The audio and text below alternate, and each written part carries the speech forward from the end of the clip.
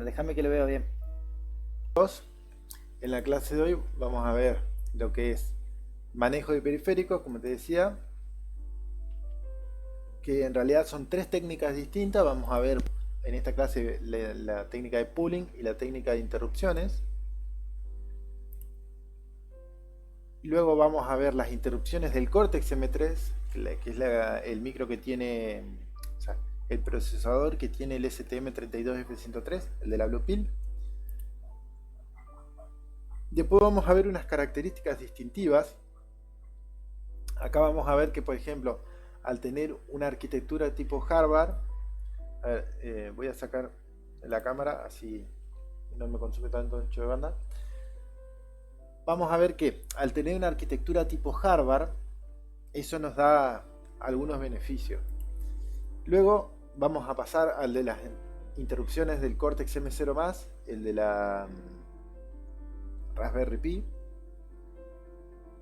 Y bueno, eso va a ser los temas de esta clase. Como te decía, la idea, bueno, los periféricos, ¿no es cierto? La tarea principal de los periféricos es conectar el microcontrolador o el procesador en realidad con el mundo exterior. Ya sea porque espera la entrada de un estímulo externo o porque querés actuar sobre el periférico, sobre un determinado objeto externo, ¿cierto? Como podría ser un motor, un servo o algo similar. La pregunta es cómo los manejamos. Eso se hace a través del periférico. La pregunta es cómo los manejamos, cómo los administramos, ¿no? Bueno, existen tres técnicas principales. La más sencilla es la técnica de pooling. Tenemos la técnica que utiliza interrupciones, donde utilizamos interrupciones. Y por último, la técnica de acceso directo a memoria, o DMA. En realidad, el DMA en realidad es una técnica que no está disponible en todos los microcontroladores y con todos los periféricos. Hay microcontroladores que no tienen DMA. Hay microcontroladores que tienen DMA, pero solo para algunos periféricos.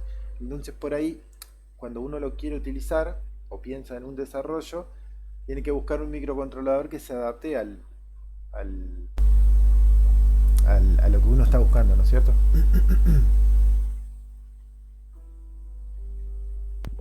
Sí, siempre yo tendré que buscar esto.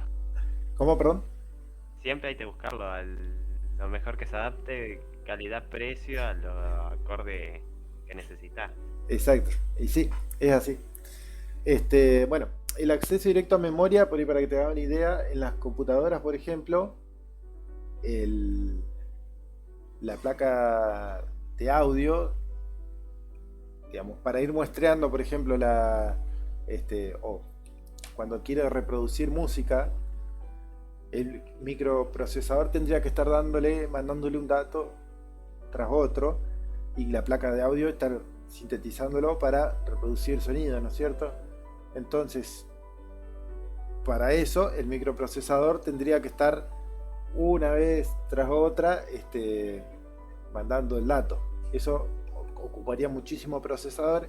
Entonces lo que se utiliza es una técnica tipo DMA. El procesador le da acceso a un pedazo de memoria, al módulo,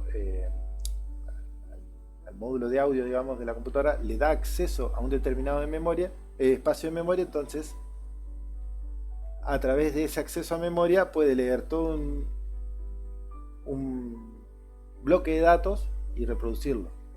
Esa es la razón, por ejemplo, de cuando se te tilda la computadora, la música sigue sonando unos segundos más, digamos, hasta que termina de reproducirse todo ese buffer, y luego cuando se tiene que actualizar, digamos, ahí es donde deja de reproducirse.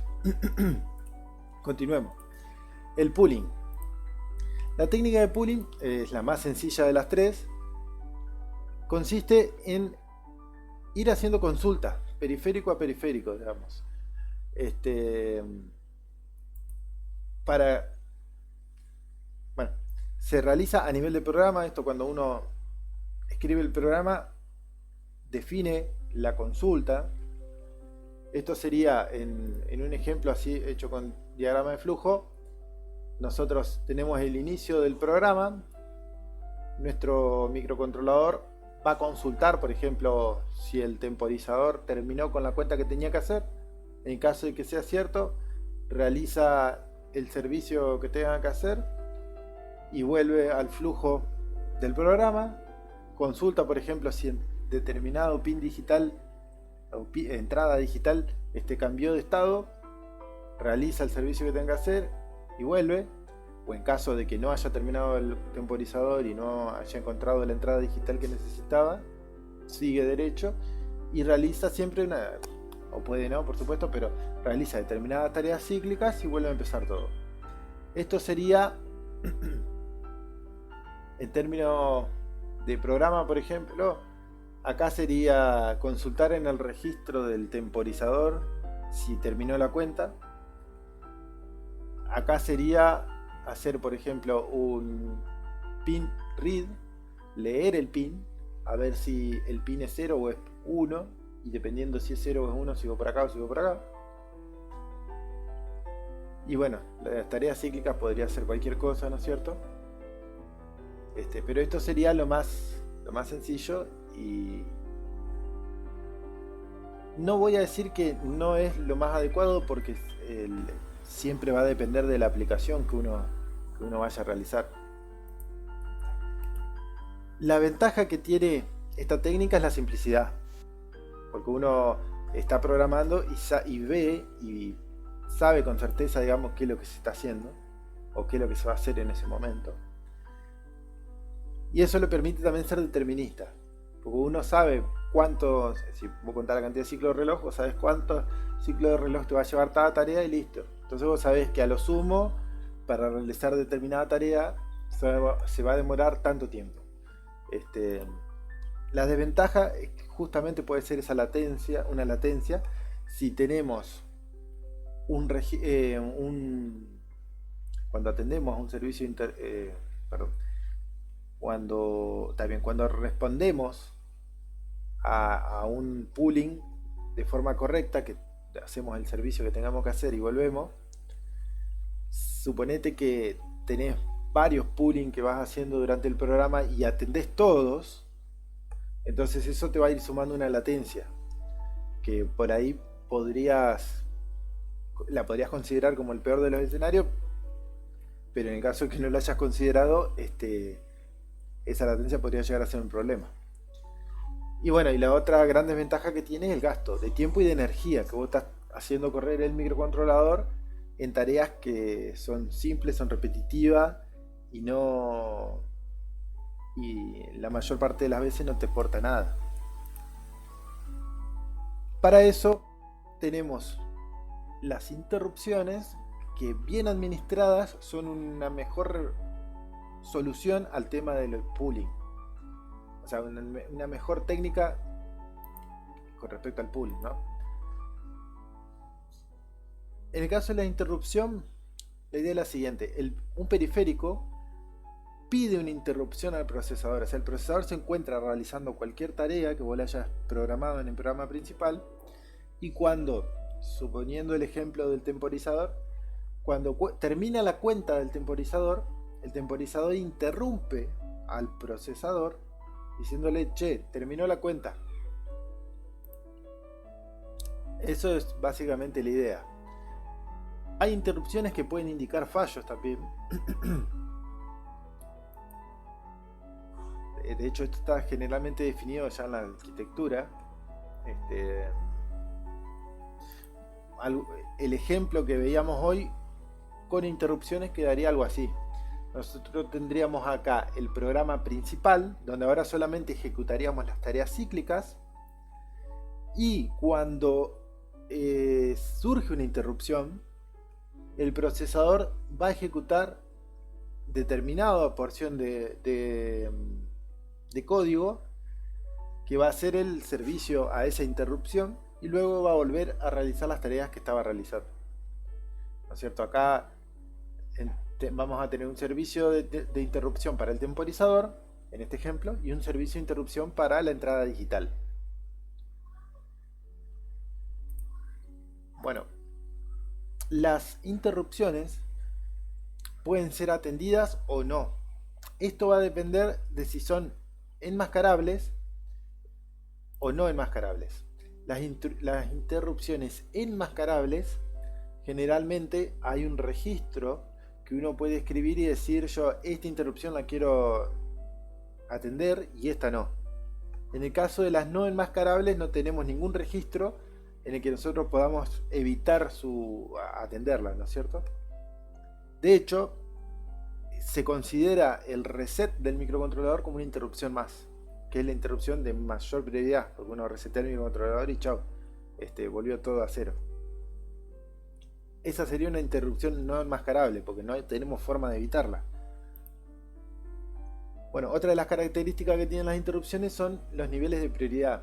Muchas arquitecturas, y de hecho el Cortex que vamos a ver, le dan a las interrupciones distintos niveles de prioridad.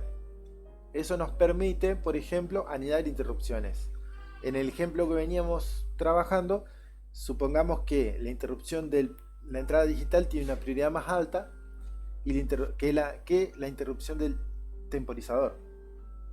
Entonces, en la ejecución, supongamos que surge primero una interrupción del temporizador y el procesador va a atender esa interrupción. Y mientras estaba realizando el servicio de interrupción, surge, valga la redundancia, ¿no? Interrupción de la entrada digital. Entonces el procesador va a tener que detener de vuelta su ejecución y va a tener que atender esa nueva interrupción, ¿no es cierto? Porque la entrada digital tenía un nivel de interrupción más alto que el del temporizador. Entonces, una interrupción de entrada digital tiene mayor prioridad que la de temporizador. Entonces lo puede interrumpir. En el caso de los Cortex, bueno, sucede eso. Son interrupciones del tipo anidada. Eso se llama de interrupciones anidadas. Bueno, ¿cómo se procesa una interrupción? Es la pregunta. Acá yo mencioné que el pooling se hacía a nivel de programa, ¿no es cierto? Bueno, las interrupciones son más a nivel de hardware. Nosotros no vemos lo que pasa. Nosotros cuando programamos el programa principal y en otro archivo aparte escribimos. En otro archivo aparte, puede ser en el mismo, depende de la forma de trabajar. Escribimos como una función que en realidad va a ser la función que va a ser atendida cuando el procesador encuentre una interrupción, o cuando el procesador sea interrumpido, mejor dicho. Entonces, lo primero que va a pasar cuando el procesador se encontraba ejecutando un programa cíclico y se encuentra, o un programa, mejor dicho, del programa principal, y una fuente de interrupción realiza una petición. Una fuente de interrupción puede ser generalmente un periférico, o es más fácil pensarlo como un periférico, pero en realidad puede haber módulos internos del microcontrolador que también generen interrupciones. Como por ejemplo los temporizadores, en realidad no son periféricos que tengan interfaz con el exterior, pero pueden generar interrupciones también. O el mismo DMA que yo te mencionaba hoy, también va a generar en algún momento una interrupción. Entonces, una fuente de interrupción, ya sea el GPIO, el PWM, el timer, el ADC, va a generar una petición. Genera la petición de interrupción. El procesador que se encontraba ejecutando las instrucciones del programa, hacía el fetch, el decode, el execute, el fetch, el decode, el execute. En cada una de esas pasadas siempre comprueba que no haya ninguna interrupción. Cuando encuentra que hay una interrupción, lo primero que tiene que hacer es salvar el contexto. Ahora, en la diapositiva siguiente, te voy a explicar bien a qué se refiere con salvar el contexto, pero básicamente tiene que guardar el contador del programa para saber en dónde se encontraba ejecutando, cuál era la instrucción que tenía que ejecutar, y tiene que guardar también los registros internos.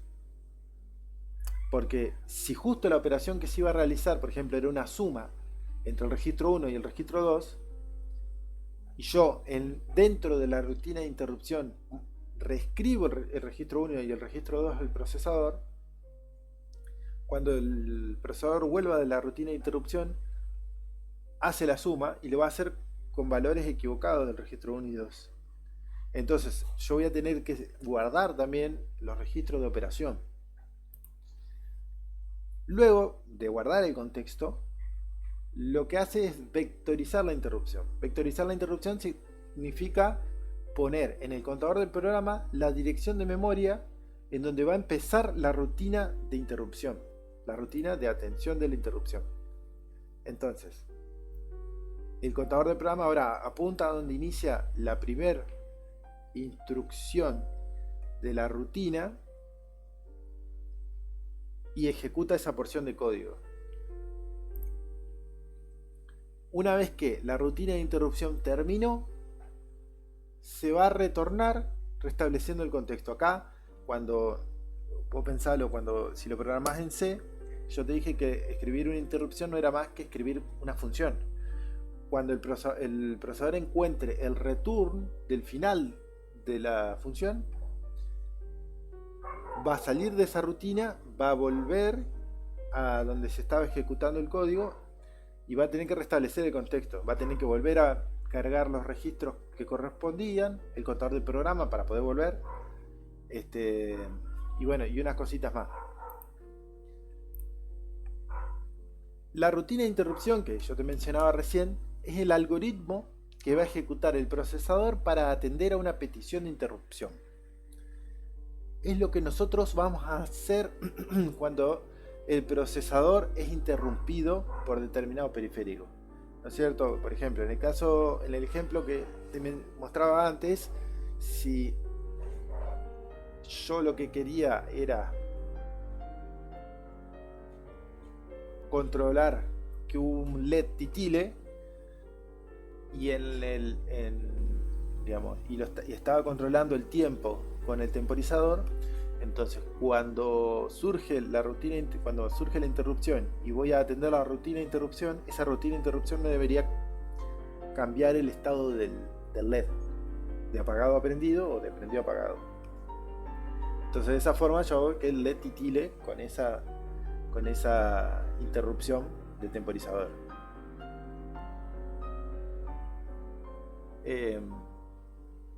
Suponete que a su vez en la interrupción de entrada digital yo tengo un pulsador que si lo presiono prende otro LED o lo apaga.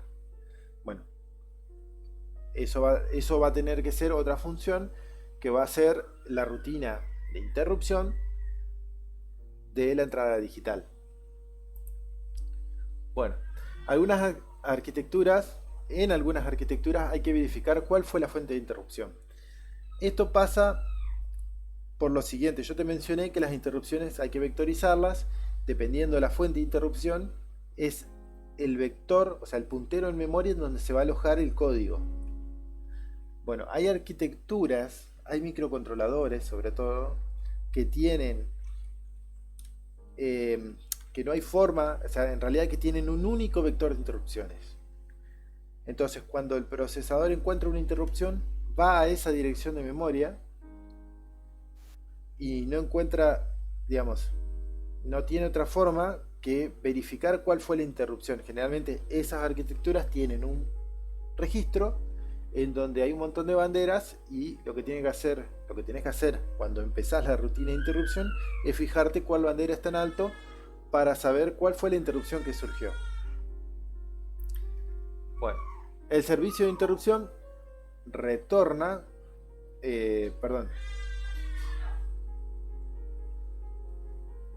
termina con una instrucción que produce el retorno. Esto es lo que yo te decía: cuando encontramos el return de la función, el procesador va a volver.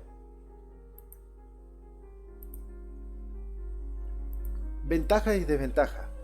Como ventaja, mejora la latencia porque te permite atender de forma inmediata, o casi inmediata, digámoslo, a la interrupción. Suponete el ejemplo de la entrada digital. En el caso del pooling, yo suponete que chequeé si la entrada digital estaba en 1 y me encontré con que la entrada digital estaba en 0. Entonces seguí con el código. Pero enseguida, cuando continué con el código, la entrada digital cambió. Entonces, el programa va a tener que hacer todo el barrido, va a tener que pasar por todo el programa para yo volver a chequear ese dato. Y eso me agrega latencia. En el caso de las interrupciones es mucho más inmediato, porque a mí no me va a importar en dónde estaba el procesador ejecutando. Cuando yo presione el pulsador, me va a generar una interrupción que va a evitar, mejor dicho, que va a llamar al procesador a que atienda el servicio de interrupción. Bueno, permite un mejor uso de los recursos. Esto porque va a evitar que el procesador se encuentre preguntando en todas las pasadas: che, ¿ya presionaste el botón? Che, ¿ya terminó el temporizador? ¿Entendés? Entonces,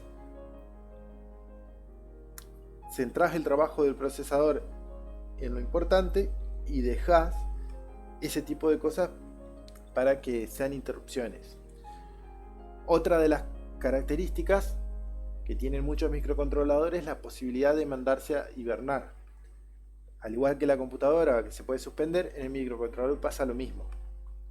Uno puede suspender el microcontrolador y hay un grupo de interrupciones generalmente que los puede despertar. Entonces, cuando yo presiono el botón, va a haber una interrupción, supongamos, va a haber una interrupción que me va a despertar el microcontrolador y lo va a poner en ejecución de vuelta. Mientras tanto, yo pongo el microcontrolador en suspensión y evito que así me consuma energía. Esto es muy útil en el caso de aplicaciones móviles, en donde necesitamos ahorrar batería lo más posible. Bueno, la otra característica que tiene es que modulariza las tareas. O sea, ahora en lugar de tener un choclo gigante con un montón de if y código por cada una de las consultas, digamos, del periférico, ahora tengo diferentes funciones en donde cada una va a atender a la interrupción que corresponda y va a hacer va a realizar el código que corresponda. Como desventaja, bueno, complejiza la codificación y el flujo del programa, porque ahora no sabemos bien cómo el procesador va a hacer el flujo de programa. No sabemos en qué momento el procesador va a dejar de atender lo que estaba haciendo para ir a atender una interrupción.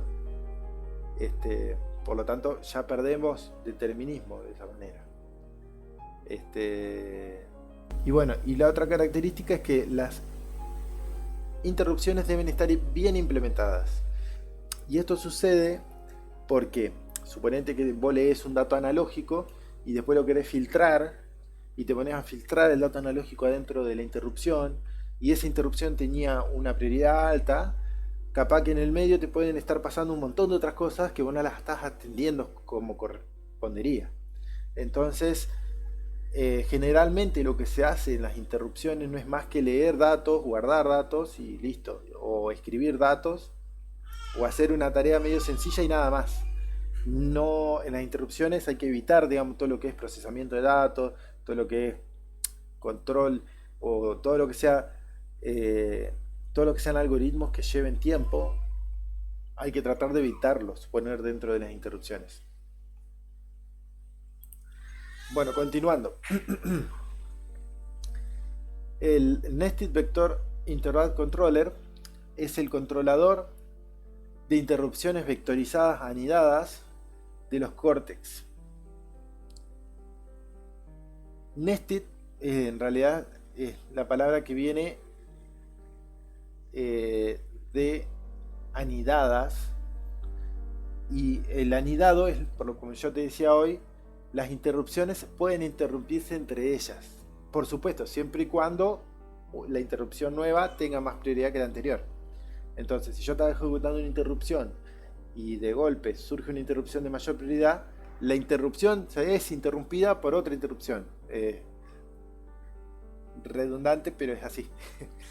Lo de vectorizadas también va por algo que ya te mencioné, que es lo de que cada una de las interrupciones tiene un vector distinto, o tiene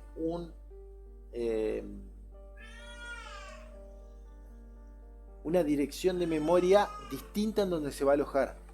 Entonces nosotros sabemos que la entrada digital va a tener la dirección de memoria tanto, el temporizador va a tener la dirección de memoria tanto, y así. Entonces cuando surge una interrupción, el procesador solo ya sabe a dónde tiene que ir a ejecutar el servicio de interrupción.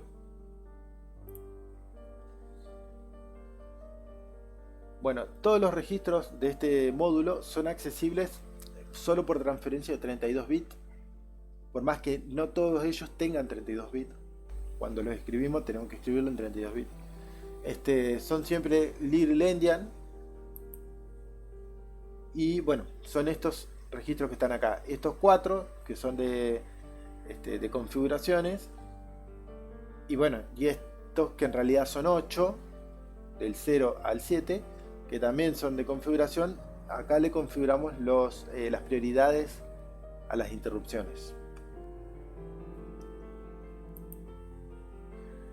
En el caso del Cortex M3, ¿cómo es el paso a paso de cuando surge una interrupción? ¿Cómo es el paso a paso del procesador para atenderla? Bueno, lo primero que sucede cuando surge una interrupción es se guardan los registros. A ver, acá. Se guardan del R0 al R3, perdón, se guardan estos 4 primeros registros.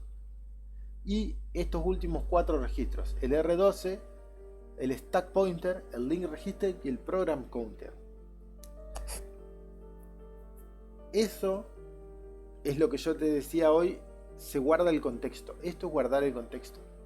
Esos 8 registros en total se guardan en el stack. ¿Ok? Y ahora voy a hacer una aclaración. Acá dice PSP, no dice Stack Pointer. Y eso es porque el Cortex, vamos a recordarlo, tiene dos, para el contador de programa, para el Stack Pointer tiene 2 registros distintos. El Process Stack Pointer y el Main Stack Base. Cuando uno está ejecutando el programa principal, se supone que está ejecutando el programa sobre el Process Stack Pointer. Entonces, cuando surge una interrupción, el procesador lo único que hace es switchar entre estos dos. Y el Stack Pointer, en lugar de ser el Process Stack Pointer, ahora salta a ser el Main State Base. Entonces, la interrupción se ejecuta sobre este segundo stack que hay. ¿Ok? Y cuando tenemos que volver, nosotros ya tenemos la dirección en donde encontramos el stack. Entonces, como el resto de los datos se guardan en el stack, podemos rescatar todos los datos. Los 4 primeros registros, el R12, el LR y el PC. Bueno, lo siguiente que sucede, en realidad estas dos cosas suceden de forma simultánea. Se lee el vector de interrupciones y el número de interrupción. O sea, dependiendo de la interrupción que haya surgido, tenemos que saber qué interrupción y a qué vector de interrupciones le corresponde. Como te decía recién, eso se hace de forma simultánea. ¿Por qué? Porque recordemos que tenemos una arquitectura Harvard. Entonces, todo lo que son registros y eso que hay que guardar en el stack se hace a través del bus de datos y a través del... en el caso del Cortex M3 tiene una estructura que se llama Bus Matrix, con 4 buses distintos para los periféricos, para la memoria y para para lo que son instrucciones. En el caso de los datos de los registros pasan a través del bus system y se van a guardar en el stack, como decía recién. Y en el caso de las instrucciones se lee del E-code la dirección de memoria en donde tiene que ir, o sea, se vectoriza la interrupción. Y ahí, al vectorizar la interrupción, actualizamos el contador de programa con la nueva dirección de memoria. Y reiniciamos el fetch, el decode y el execute. Llenamos todo ese pipeline y se empieza a ejecutar la interrupción. Ahora, para poder volver, guardamos en el linker register, si se acuerdan de la clase de la unidad 1, mejor dicho, el link register guarda la dirección de memoria en la que el procesador tiene que volver cuando termina una subrutina. En este caso se maneja también como que si fuese una subrutina, entonces se guarda este valor que en realidad en hexadecimal sería esto, FF, FF, FFF, y el último valor en realidad es un número impar, que hay tres posibles valores, pero la idea es que sea un número impar, porque al ser un número impar, cuando el procesador retorna, se encuentra con una dirección de memoria inválida. Recordar que las instrucciones tienen 16 o 32 bits, por lo tanto las direcciones de memoria siempre van a ser pares. Entonces una dirección de memoria impar me daría un error. Bueno, acá se hace adrede, se guarda una dirección impar para, en realidad, para darle a entender al procesador que volvió de una interrupción. Bueno, todo ese proceso que mencioné lleva 12 ciclos de reloj. Después de eso se realiza la interrupción, se realiza, digamos, toda la rutina que uno haya programado, y cuando termina se encuentra el retorno de función que los Cortex tienen a nivel de set de instrucciones, tienen una única función como retorno de función, una única instrucción que es retorno de función. Entonces, como es una única, uno no puede diferenciar si es una función o si es una interrupción, porque hay arquitecturas que pueden tranquilamente tener dos instrucciones distintas, una para ponerle cuando termine una función cualquiera y otra para poner cuando termine una interrupción. Entonces de esa forma es mucho más sencilla. En este caso no tiene. Entonces, para saber que está volviendo de una interrupción, era que cargamos el link register con un valor incorrecto de dirección. Entonces, cuando ese link register se carga en el contador de programa, el procesador se da cuenta que está volviendo de una interrupción. Ahora, luego de eso se fija si el primer numerito es un 1, entonces lo que se interrumpió fue una rutina de interrupción. Esto va a hacer que el procesador continúe usando el main stack base, porque ahí mismo va a seguir ejecutando la interrupción que había sido interrumpida. Un montón de palabras, un montón de veces tengo que repetir interrupción, perdón. Luego, si el último numerito es un 9, entonces se estaba usando el PSP, es decir, se estaba ejecutando el programa principal cuando saltó la interrupción. Entonces en ese caso tenemos que volver al stack del process stack pointer. Y bueno, y un D en cualquier otro caso. Esto en cualquier otro caso en realidad es porque lo del process stack pointer y el main stack base es configurable. Uno podría utilizar siempre el main stack base, y en ese caso, digamos, cuando salte una interrupción o cuando estemos volviendo de una interrupción que había interrumpido otra interrupción, en ese caso se va a colocar siempre este valor. Entonces va a volver siempre al main stack base. Pero bueno, no es algo que nosotros vayamos a hacer. Generalmente lo dejamos como está. Y esto tampoco es algo que nosotros lo vayamos a ver. Esto te lo estoy contando, que así funciona la arquitectura. Así funciona el procesador Cortex M, digamos, los Cortex M en general. Ahora, luego de que todo eso se produce, hay que recuperar el contexto. Eso que yo te decía, que se guardaron los 8 registros, el del registro 0 al 12, al 4, y del registro 0 al 3, y del 12 el LR, el PC y el stack pointer, hay que recuperarlos. Todo eso están en el stack. Entonces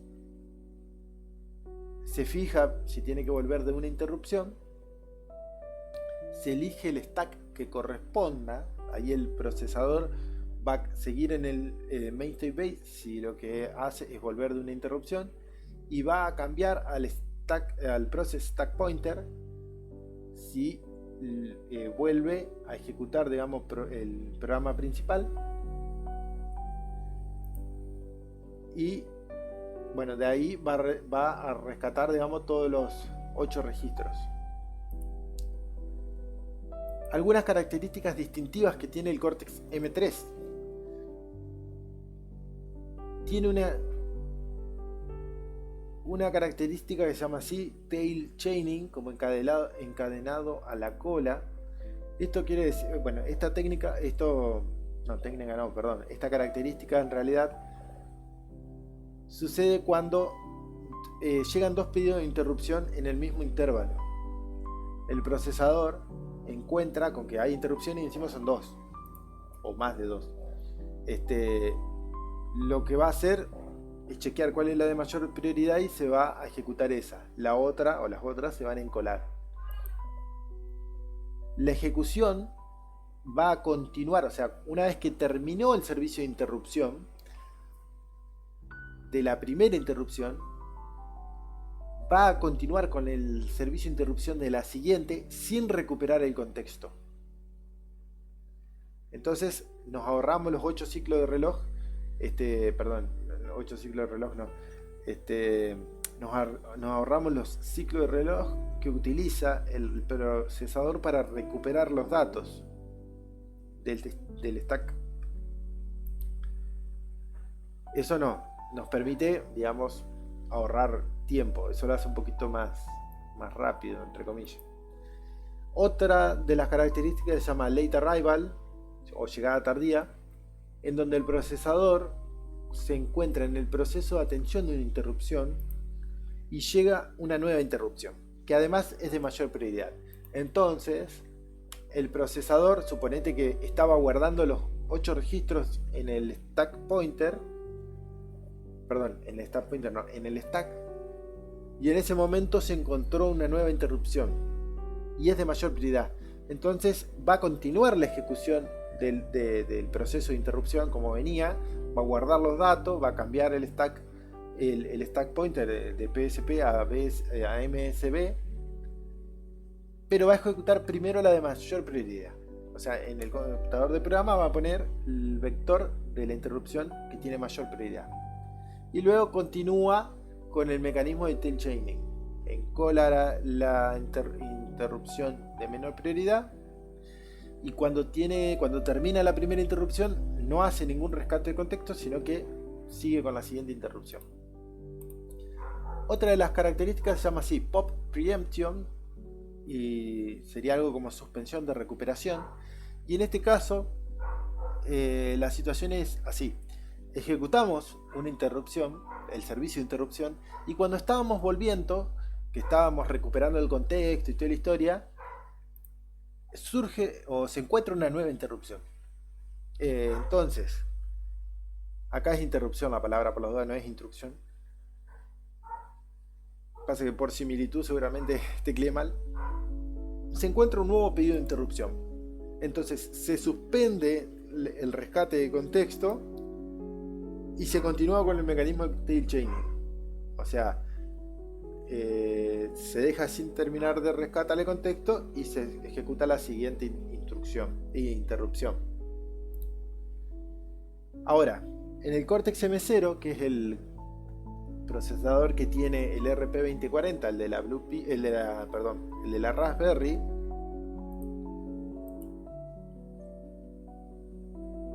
la implementación es similar al del Cortex M3. Bueno, acá puse similar al Cortex M3 y similar al Cortex M0+. Lo que quise poner es que la implementación del sistema de interrupciones es similar en el Cortex M3 como en el M0 y en el M0+. Esto es, en realidad, todo lo que expliqué hasta ahora es válido para el Cortex M0+, exceptuando la última partecita del tail chaining, el late arrival, el pop preemption, y la cuestión es la siguiente, la única aclaración que hay que hacer es que al ser una estructura tipo von Neumann, no Harvard, acá sí no podemos superponer los accesos a la memoria. Entonces, sí o sí, la cantidad de ciclos de reloj que me va a llevar a atender una interrupción son 16. En el otro caso eran 12.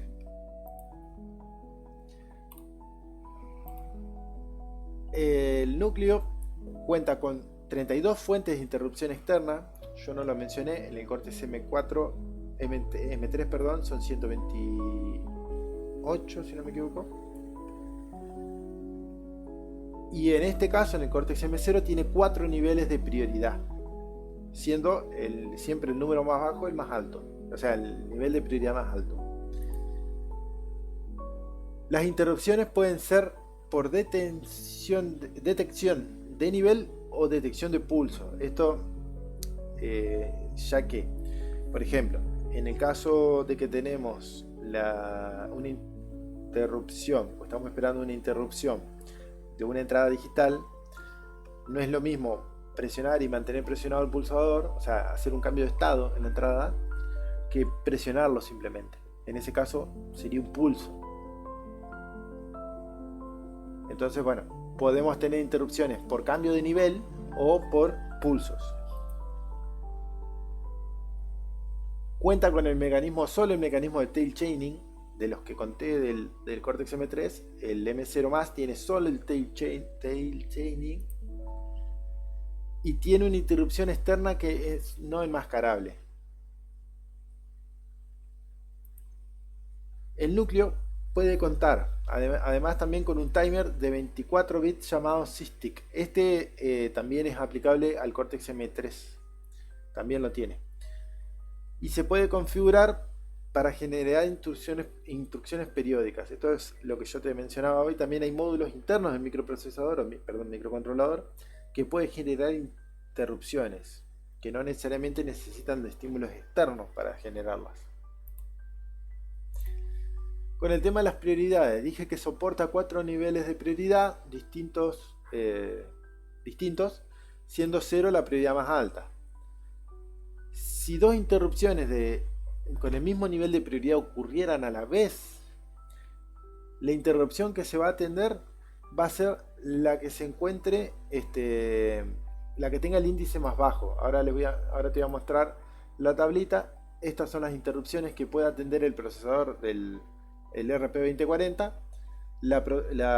Suponiendo que las interrupciones tienen la misma prioridad, la primera que se va a atender es la de timer 0, después la de timer 1, o sea, el índice más bajo, hago referencia a este número de acá. Bueno, como verás, también el RP2040, yo mencioné recién que el Cortex M0 soporta 32 fuentes de interrupción. El RP2040 tiene solamente implementado 26. Eso nos permite también que, escribiendo nosotros por software los registros que faltan acá del 26 al 31, podríamos generar una especie de interrupción por software.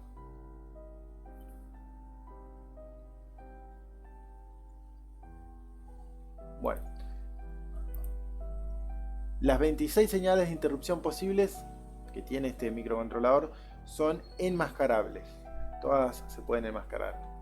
Y están conectadas a través de una OR que crea una única señal, NMI se llama en esta arquitectura, para el procesador. Ahora, este microcontrolador tiene dos procesadores. Entonces, nosotros podemos configurar independientemente para cada núcleo qué interrupciones quiero que me interrumpan a uno y qué interrupciones quiero que me interrumpan al otro.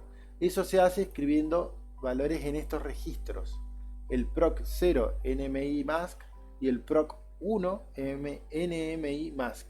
Estos dos registros están en el bloque de registro que se llama sysconfig. Y bueno, ya hasta acá la clase de hoy. Ya pensé que quedaba un tema más. ¿Te quedó alguna duda? No, profe. Por ahí es un tema que, como al menos para explicar, como voy repetitivamente, voy así interrupción, a veces digo instrucción y es como que por ahí se puede llegar a tornar confuso. Bueno, Lo bueno es que por ahí si queda el video ya de la, de la clase,